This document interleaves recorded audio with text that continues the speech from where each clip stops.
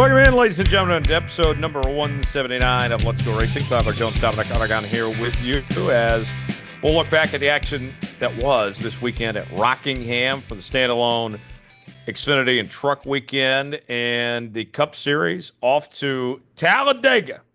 It's Talladega, baby. We will preview that race.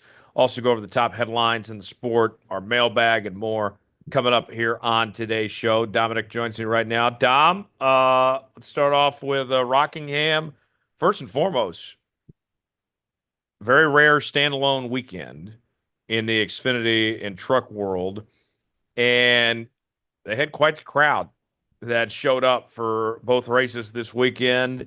That to me, like, I want to see more of these standalone races. I like seeing an old track like Rockingham get back in the schedule, but most importantly, to have asses and seats for this type of deal. That was a big deal.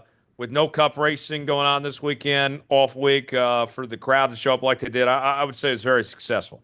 Especially with no Cup cars. You have Truck and Xfinity show up at the Rock for the first time in over a decade for trucks. You have 2004 was the last time, Tyler. 2004 was the last time Xfinity ran at that track, and same as Cup in that same season. So those fans showed up for those lower series of racing. And yes, Easter weekend, maybe 16, 17,000 people, but I believe both races sold out. I think the Rock's future in NASCAR looks promising. There was some great racing, good side-by-side action. Now, of course, the race wasn't met without controversy with the DQ of Jesse Love. And at the time of this taping, that was still under appeal, and RCR was looking into all of trying to get that overturned. But nonetheless, that didn't take away from what great racing we saw with the truck race on Friday and the Xfinity race on Saturday. Fuel mileage on Friday was certainly, those races are always fun to watch. Yeah, there's a lot of drama that plays out with those. And then, of course, you have restarts and a lot of passing in the Xfinity race Saturday. Chalk it up as a success in my book. Yeah, no question. And we mentioned the good racing, the fans that were there, getting back to Rockingham. I felt bad for Casey Kane. Got caught up in the mess caused by Catherine Legg there. Not ideal, in his return, but he was excited to get back to Rockingham, where he only made one Cup start there back in 2004. How cool was that? Just Rockingham being back and guys like Casey Kane and others being involved here. I thought it was the whole weekend was a success by about every measure. When you look at just those two things, absolutely having Casey Kane back, he made his own comeback alongside with Rockingham Speedway, and he said he'd be open to more races. At least that's what he appeared to talk about with the media post race. He was involved in two crashes, Tyler. That right front fender non-existent by the end of the race. Involved in that stage one crash, goes a lap down, gets the lap back. Involved in another crash in the closing laps, and still finished 15th. He had the speed that Jesse Love had. He might have been up there mixing it up for the win at the end of that race. Really cool to see Casey Kane back. I hope it's not the last time we see him in an Xfinity car. I feel like he's more open to doing it, and he said now they have a race under their belt. Maybe that could be a possibility, but at the time of this taping, that'll be remaining to be seen. Maybe even later this year, it'd be cool to see him come back. Yeah, maybe so. We'll see how it all plays out, but a very good weekend there at the Rock, and hopefully more racing to come in the future. Don't think we're getting a Cup date there just because the seats right now, there's not enough to host a Cup race, but I want to roll it out down the line potentially if they expand the course a little bit. We'll see where things go from there. Talladega this weekend, the NASCAR Cup Series off last week, and now we are running every single week of NASCAR Cup racing until the end of the year, beginning this week at Talladega. Dom, Talladega always puts on a show. So much great history there. I've been there. You've been there. For folks that don't know, what is the Talladega experience like from your vantage point? What a cool speedway and a great opportunity to go check out a track that has a lot of history with the sport. You have, for the longest time, it was the longest track on the circuit at 2.66 miles. And I can tell you too, working the opportunity to have two events there, once in 18 and once in 2022. Shooting photos there, Tyler, is like no other as well. You have to be on your A game at any of these racetracks. But my gosh, you really have to be on your like extra A game at Talladega Superspeedway. You have to really be aware because the cars are just they're blazing by at a football field a second. To put that in perspective, they're mashing the gas, and you have packs of cars flying by. That rush of the cars traveling along that front stretch tri-oval, and wait, where's the start finish line? Oh yeah, the start finish line is going towards turn one. So the environment's cool, and then even the off track product. And you could probably, I think, speak more to this too about Talladega Boulevard and what that experience is like. Just it's a great all-around fan experience. And that first time I went, I had the pleasure of staying with our buddy Matt Corson and his grandparents at their campsite and this campground that was just off the property. You'd get a kick out of it. The name was called the Talladega Knights, but Knights, and had knight in shining armor as their theme. But the Talladega Knights campground and being right there by the facility and just being immersed with all of the people that were there to go to the Talladega race weekend. It is a it is an awesome experience. I hope if you have never had the chance to go to Talladega for a race weekend and you are a big NASCAR fan or a casual NASCAR fan, that you do get that chance to go. Yeah, it's a sight to behold. And, That's you an know, understatement. exactly. Few things in life I would say live up to the hype, but Talladega Boulevard for me lived up to the hype and even more so of just everything going on from the people that were there, all sorts of great people watching. The booze, the uh, just all the characters involved, the live music going on. Um, you know, saw a handful of topless women on Talladega Boulevard. Not complaining about that. Like just all sorts of stuff going on there that I really can't compare it to anything else out there.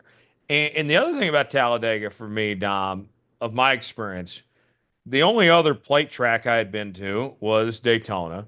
And with Daytona, what they've done to Daytona, it is so nice, right? It is a state-of-the-art facility. They did that renovation project a couple of years ago and just made that top notch. It sits on the beach. There's all sorts of stuff around it. I mean, it is the place to be. And you go to Talladega, and even though it's the same style of track, they could not be more opposite from each other. Talladega doesn't even have any suites in that racetrack. It is old school in every sense of the way. And you're driving around the property there at Talladega, and you're seeing signs for, hey, we got hot showers here. We got bathrooms with running water. We're selling firewood here. Like, I'm not seeing that at Daytona. I mean, you got campgrounds all over the place within the infield, outside the infield. I mean, it's a whole totally different universe, and there's nothing around it whatsoever. And here's the sticking point of just if you want to get an idea how crazy Talladega is, folks. Um, it is so loud and just bizarre on Talladega Boulevard at night that I don't know if it's the majority, but I know a decent number of drivers, they don't even stay at the track like they typically do for a race weekend. A lot of these guys, Dom, once they get done with practice, qualifying, whatever it may be, their event obligations, they hop on their jet and they go back home to Charlotte. They sleep in their own bed in Charlotte and then go back to Talladega when they need to because they don't want to be around all the crazies at Talladega. That's just how different this place is. I've never heard that before, but I'm not shocked hearing that. And one of those things you have to live or you have to go experience Talladega to see what we're talking about because that is so true. That environment, you want to talk about some of the craziest parties and get-togethers that you might see at a NASCAR this weekend, the tailgating experience. Talladega might be the way to do it, but then you've just set the bar super high, Tyler, because if you're looking at Talladega, how do you compare to everything else? Like Bristol, I think might be another track that might live with that hype where you walk through that infield and you're surrounded by that concrete palace. But Talladega itself, hearing that about the drivers, again, I'd never heard that before, but I'm not surprised hearing something like that because that place does get a little chaotic. I think that's putting it nicely. Let's put it this way, Don. So I don't know about you, but in my lifetime, I have slept in my car a total of 3 times overnight. and two of them occurred in the same weekend at Talladega infield. So if you just need a little perspective, that would be my personal experience I'd put on there. Now the racing itself, Dom, much like Daytona, expect the unexpected. The great equalizer. We'll have the big one, all that stuff there. Um, the racing itself, I know that it's been a mess of sorts when it comes to these plate tracks of the way these guys are backing off of not going, full throttle and saving fuel mileage, and that's rubbing some folks the wrong way, or you get some idiots that are just being reckless and causing unnecessary crashes and all that. I'll say all this. I understand some of the frustrations, especially drivers, that they have with where we are at in the state of the sport with super speedway racing. But what I would counter and say is they may not like it, but it's very entertaining. It's great for us as fans to watch. I would say super speedway racing is. Maybe it's not what the drivers want, and they're complaining about it, but they're part of the problem. So, and they don't like to take responsibility.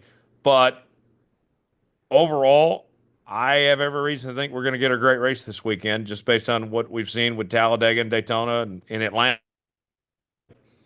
And that's the thing too. You have to remember at the end of the day, this is an entertainment sport, and yes, of course, there's competition. There's going to be great things that happen throughout the season, throughout week to week. But there's entertainment. There's TV value. There's a lot of other variables that come into it, and it is darn entertaining watching those cars on the racetrack at a super speedway.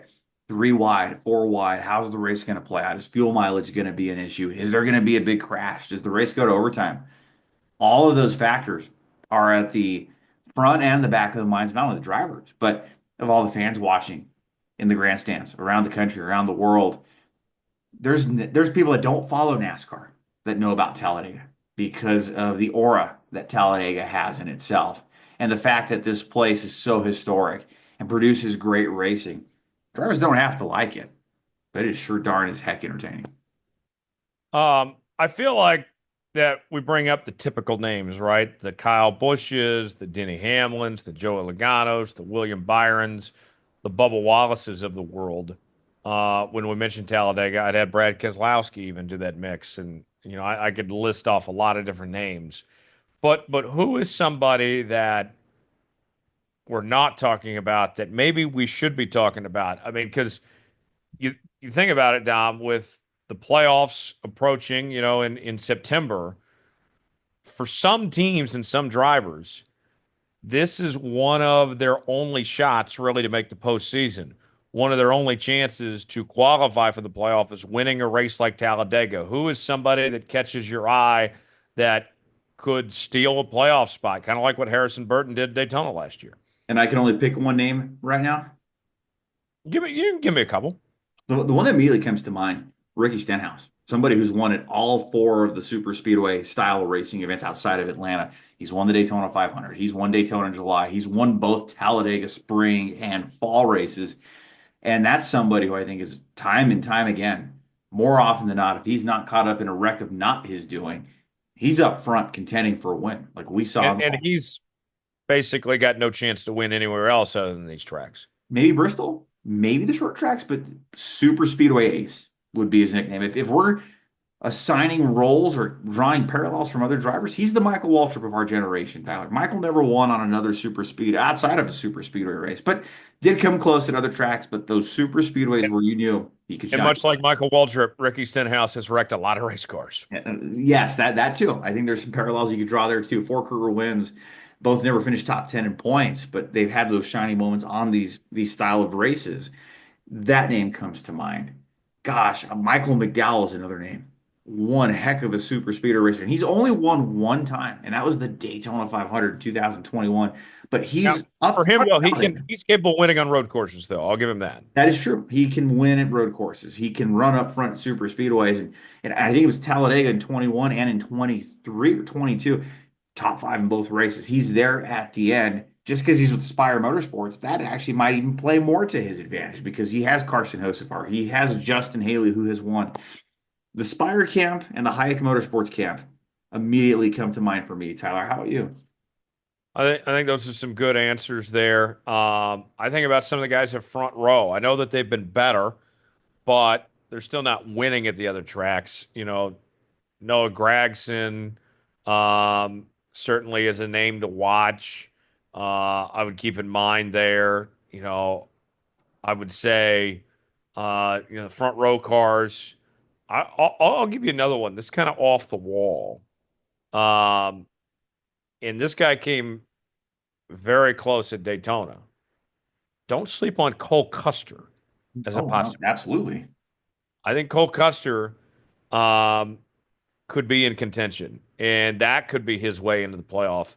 They have not run great this year outside of that first race, Daytona. They really haven't done much.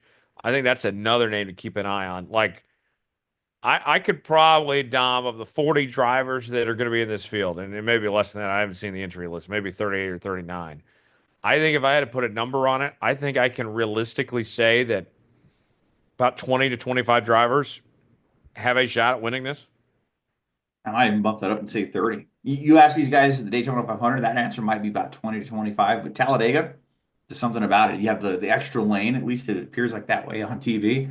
You have bigger crashes. And yeah, that takes out a lot of your big guys. But you have drivers that, hey, part of this race is attrition, trying to stay around to the end because you get worn down and they make it to the end. There's something to be said about that. So I look at that. And I look to Tyler. Teton Penske's been oddly enough, with no victories. They've been shut out in the first fourth of the year, but Super Speedway Racing seem to be the best team in the last few years. And this is next gen era style of race car. Maybe that ship gets righted as well too. So I don't know if we consider Team Penske underdogs in 2025. Certainly not on the super speedways. Yeah, certainly not. It'll be great to see the drivers coming off a bye week. Kind of refreshed. I saw Kyle Larson was at WrestleMania over the weekend in Vegas, and Chase Briscoe was at WWE Raw. So I didn't know we had this many WWE guys spending their off weekends doing that. But yeah, it'll be great to see them back on track and no off weeks from here on out as we go forward from here to the race of the championship. Dom, let's move ahead to our news and notes. We'll circle back to Talladega when we go over the odds in just a bit as Dom will try to quiz me on the odds again. Only if you want to. Everyone's favorite bit at this point, although I nailed it last time.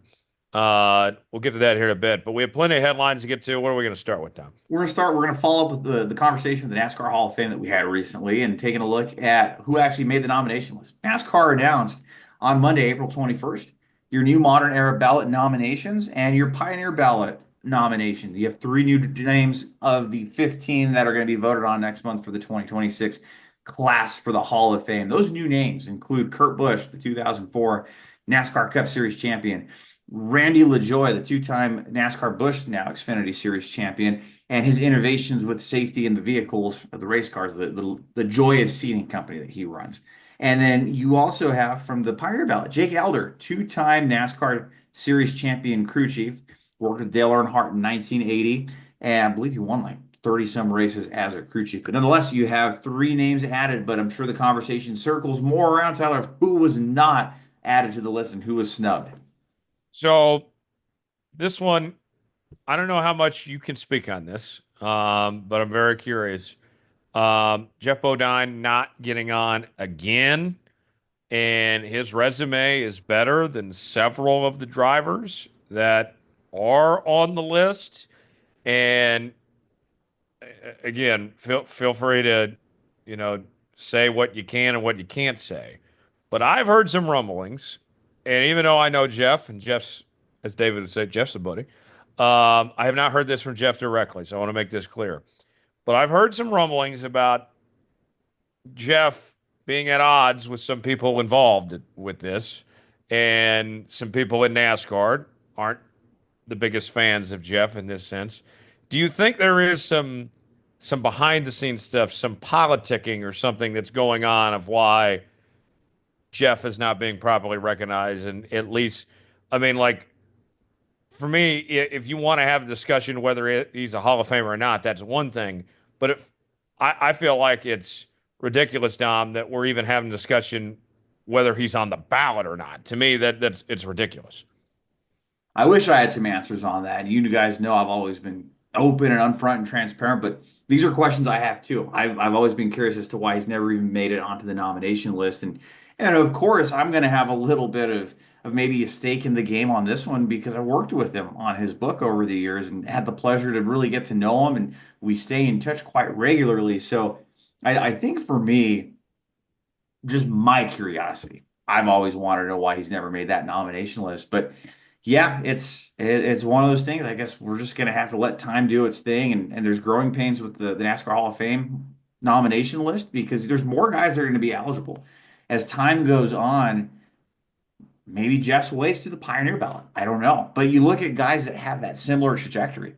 Ryan Newman, a Daytona 500 champion, 18 victories, safety innovations, modified guy himself. I look at Casey Kane, one of NASCAR's greatest 75 drivers, also in that same realm. But I will say too, though, Jeff Bodine probably could at least be noteworthy for a Hall of Fame nomination just based on his modified career alone and the fact of what he was able to do to help Hendrick Motorsports get on the map. That first win, the team's on the brink of shutting down, and they win in Martinsville in 1984. To me, even if I had not ever met the man, I think those stories themselves are a part of the Hall of Fame. I think it was my brother who told me. I think it was a great way of putting it. When you look at a Hall of Fame of an industry, can you tell the story of that industry or that sport without that person? I And told you that. Not your my brother brother. told me that. My brother I Marquis. told you that.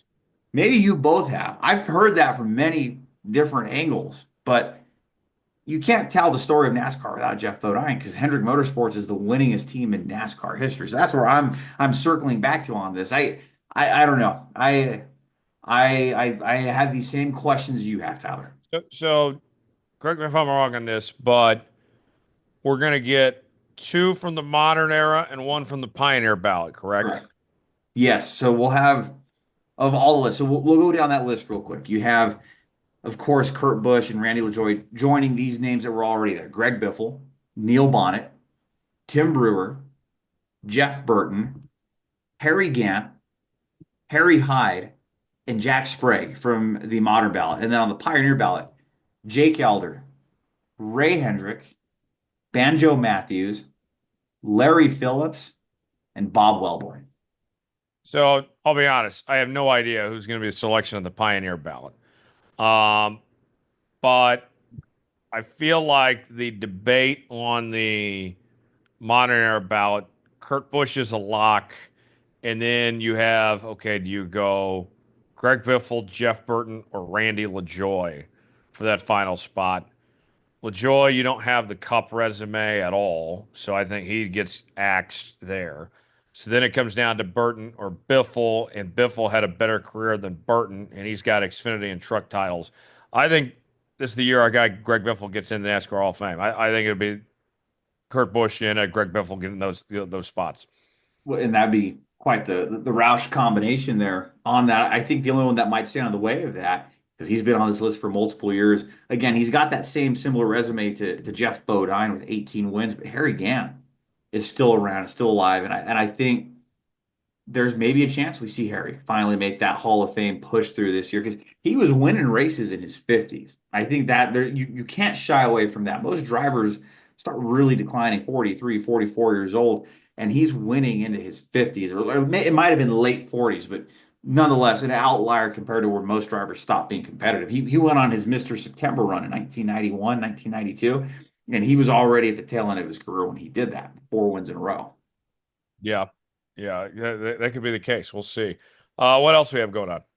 So, per some reporting from our friends at theathletic.com, the NASCAR championship looks like it might be moving back to Homestead Miami Speedway in the 2026 season. Looking ahead to next year, this would be the first time since 2019 that NASCAR would return to Homestead Miami, with championship races expected to move back to South Florida in November of next year. So the Athletic is reporting, NASCAR declined to comment, but from the Athletics reporting, I believe it was Jordan Bianchi with the story, that the 1.5 mile track, of course, they had hosted the championship race or the last race of the year from 2002 to 2019. And the title moving to the weekend is just for 2026, according to sources with the Athletic or who spoke to the Athletic, as another track will be selected to host in 2027. So it's going to be a reunion. It'll be a short-lived reunion from the reporting from the Athletic, but it sounds like starting in 2026, we're going to have a rotation of tracks to host the series finale.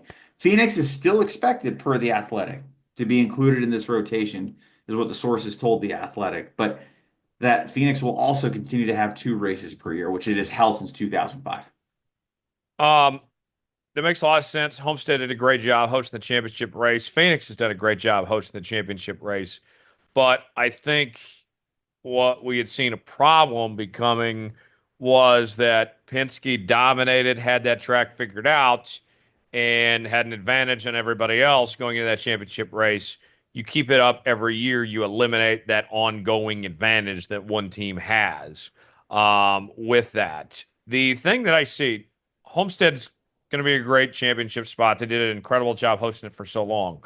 But the rotation factor here, Dom, there's a couple complications when it comes to rotating the championship. One, this is in November, so that eliminates all the cold weather locations. You're not going to be running at Michigan or Pocono or anything like that. And what we've seen is that the championship race has always been, at least in recent memory, in the modern era, at a NASCAR owned track. And so then you're down to two factors at that point. Okay, so the championship race has got to be in a warm weather climate, and it's got to be at a NASCAR owned track. And so you're starting to think, okay, where else could they go? And you can't even go to Kansas at that point. Kansas is too cold that you and Well, you've I, lived there, you would know. yeah, I went to a late October race in Kansas and it was freezing. It was awful. And I said in the press box, I'm like, yeah, they're never doing this race that late again. And sure enough, very next year, moved back to September. So you can't go to Kansas. Darlington, probably not. Um, and then you start to look around and you're like, well, Phoenix, Homestead. I don't think you want to decide a championship at Daytona or Talladega either.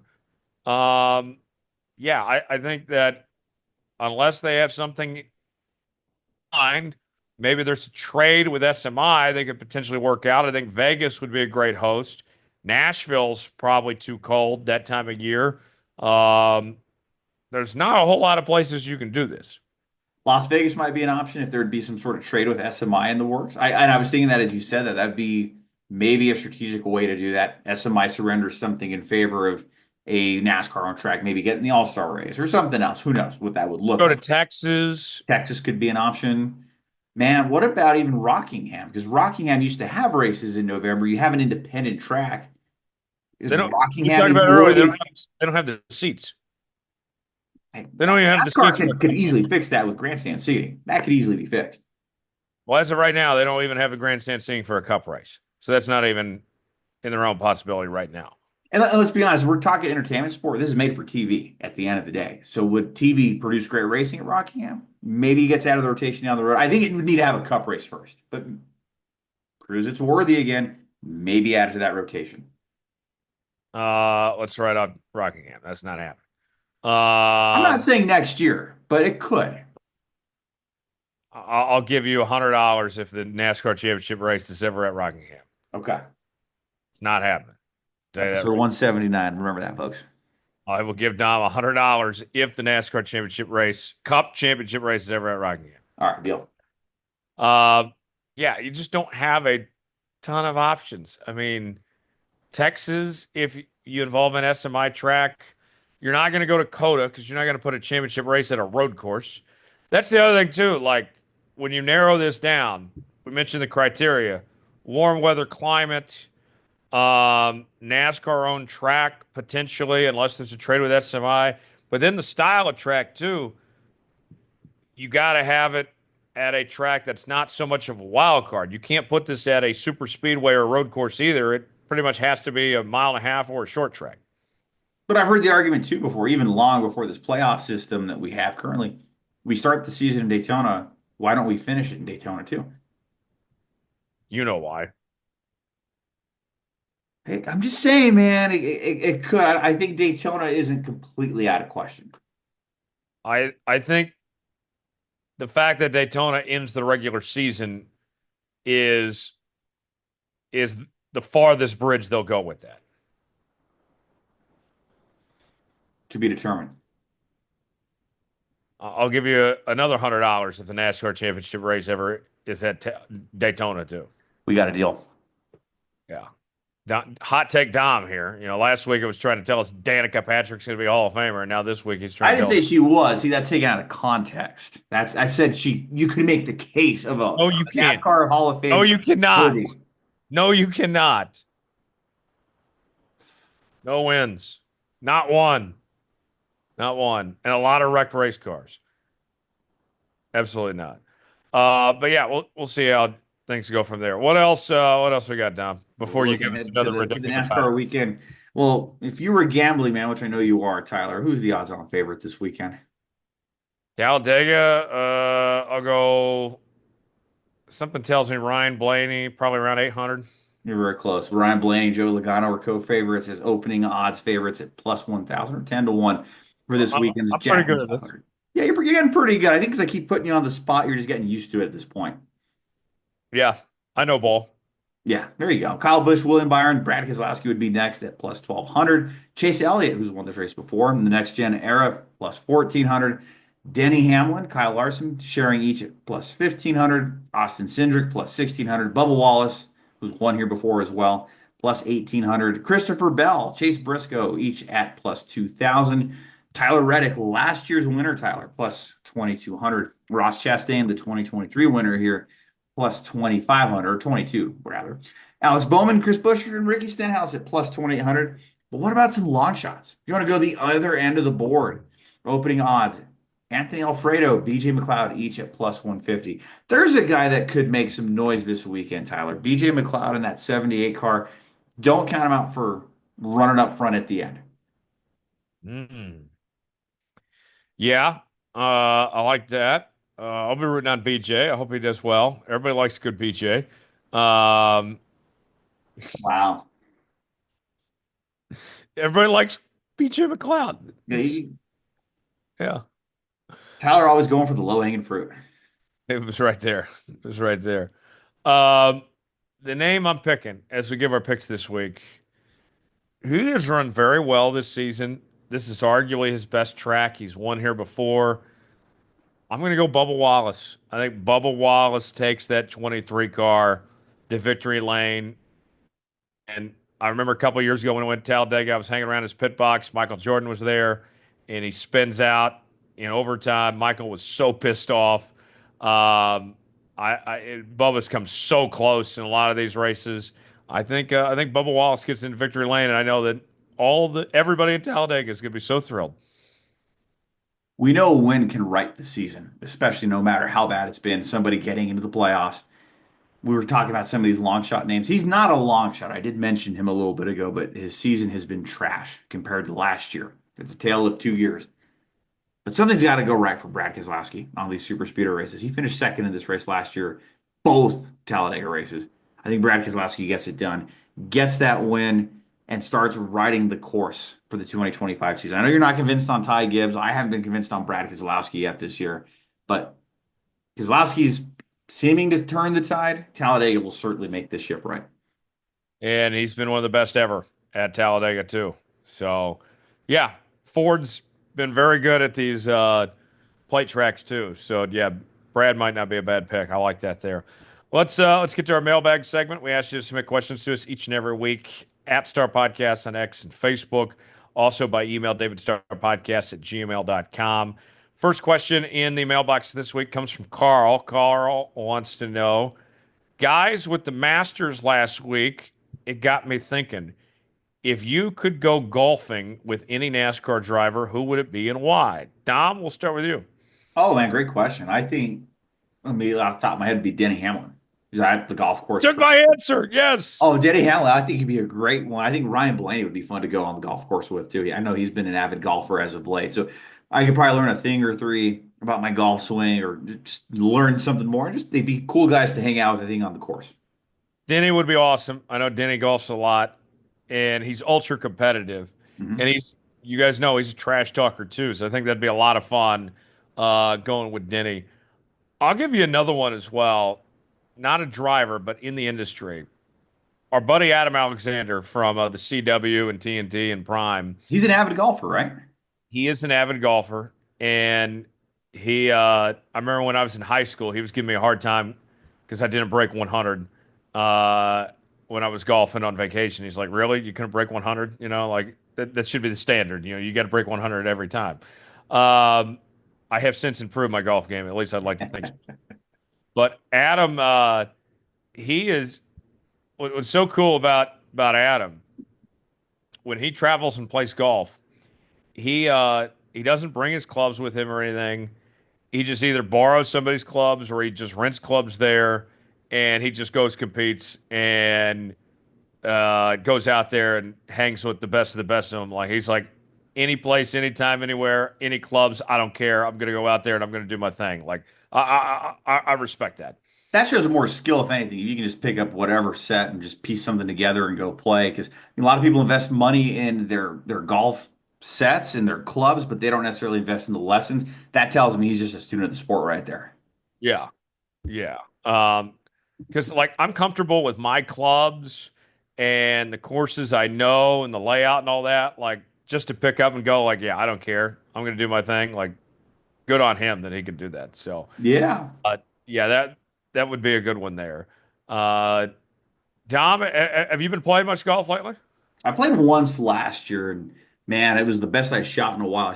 We played 9 holes with some extended family, and again, 9 holes. I think I shot a 52 or a 53, and that shook off a lot of rust. But I felt really good about that game, and I just haven't gone back. I don't know. I love being out in the sun. I love playing.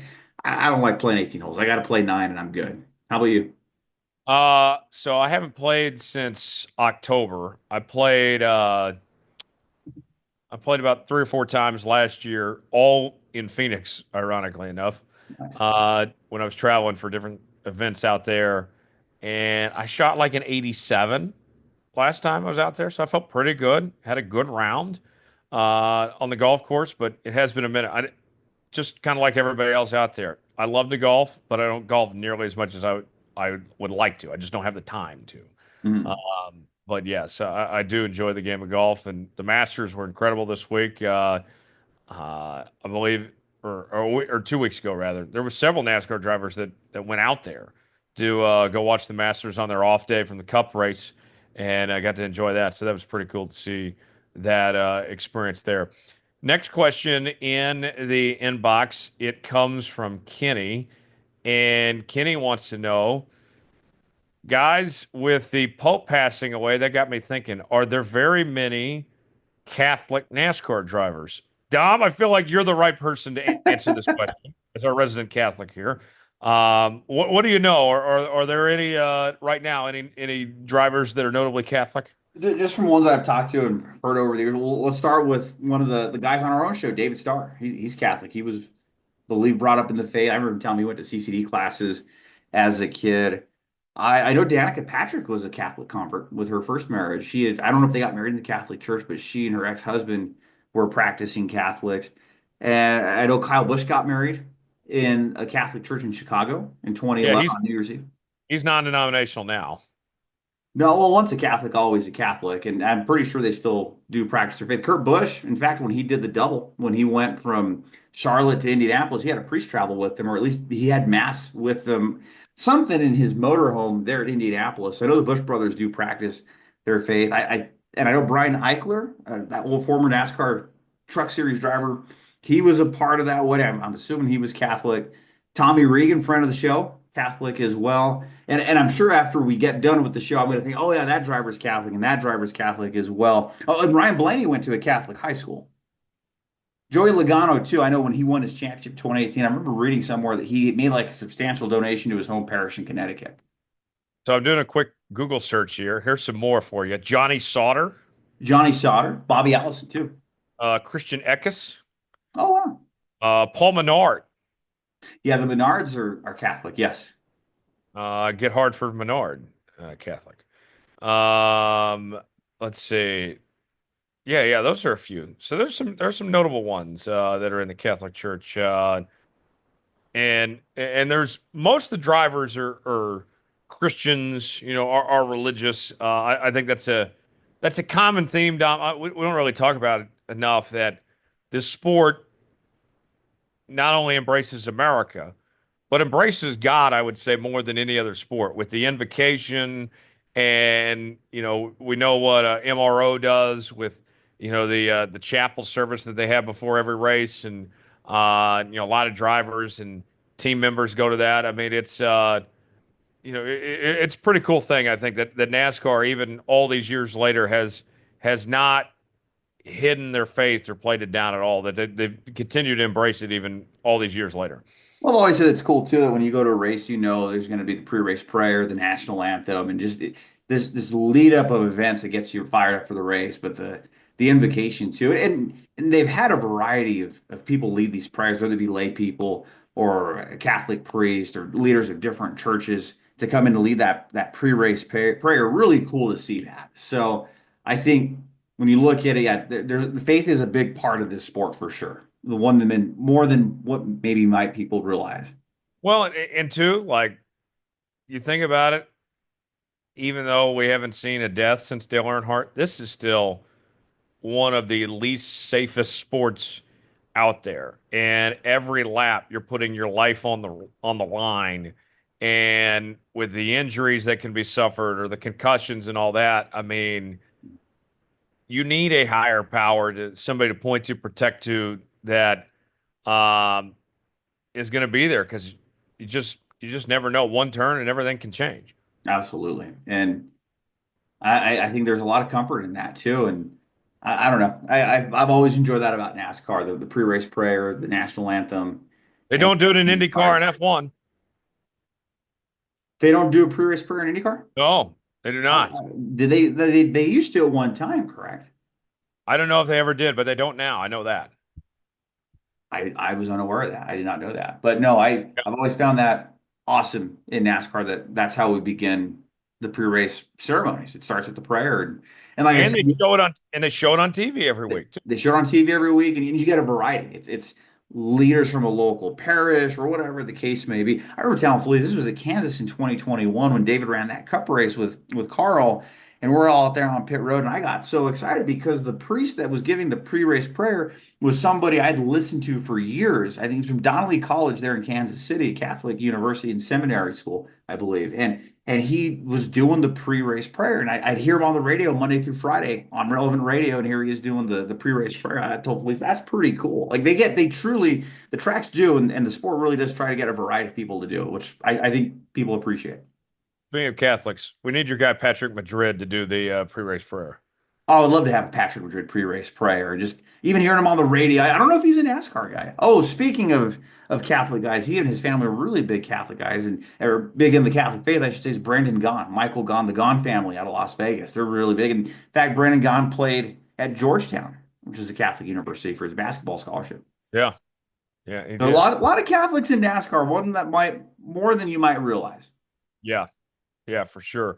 Dom, before we go, what's going on with you this weekend, man? Be a home weekend this weekend at Talladega, but I'll be on the road next week for Texas Motor Speedway. It's gonna be a lot of fun to be out there, but this week it'll be a home game here in New Mexico. Looking forward to spending that with some family. How about you? I am staying here. I'll be very busy with the NFL draft, but I will certainly be keeping tabs on everything going on in Talladega and try to watch as much as I can. So Yeah. that's what I'll be doing. But should be a lot of fun. No question about it. We will get out of here. We'll put the checker flag out in this edition of Let's Go Racing. New episodes out each and every week. Apple, Spotify, Google Podcasts, wherever you listen to podcasts. Hit us up on social media at Star Podcast on X and Facebook. Also by email, davidstarpodcast@gmail.com. And you can also check out the Studio Soapbox Network. This show, the Jones Report, Coach Motos podcast on all podcast platforms. For Dominic Aragon and our entire crew, I'm Tyler Jones. Thanks so long. It's been another edition of Let's Go Racing. We'll see you next week.